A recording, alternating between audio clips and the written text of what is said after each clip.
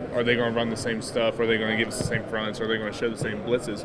Because they might not be as good in that situation. So, I mean, we've been, just preparing for everything, sort of say.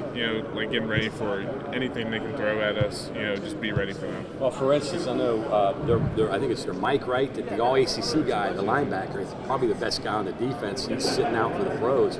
I mean, when you look, I'm sure it was probably a challenge to figure, okay, how am I going to get to this guy? But now you have to worry about that.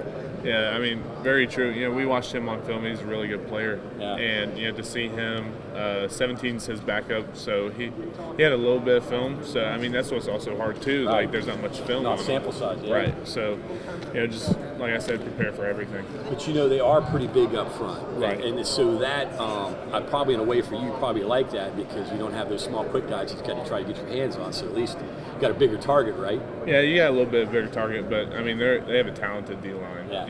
I mean, they're nothing to mess around with. And they're intact. Yes. So what you see there is what you're going to get. Right.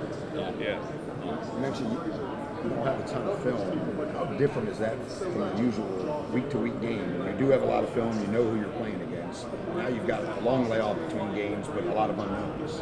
Yeah, I mean, it's basically the same thing. If a player would go down or get injured, the game before, you might not have much film, but you use what you can. You see his tendencies if he has any. But, I mean, he's played a little bit, but, I mean, it's just hard to, like I said, you just got to predict, see if they'll run the same stuff.